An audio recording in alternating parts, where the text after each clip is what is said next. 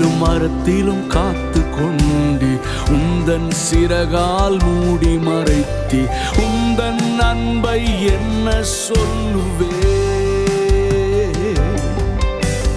கால்கள் இடராமல் பாதுகாத்தி கண்மலையின் மேல் என்னை நிறுத்தினி உந்தன் அன்பை எண்ணி பாடுவே.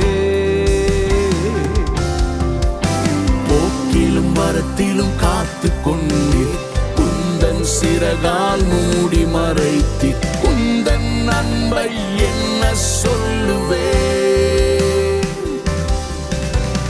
கால்கள் இடராமல் பாதுகா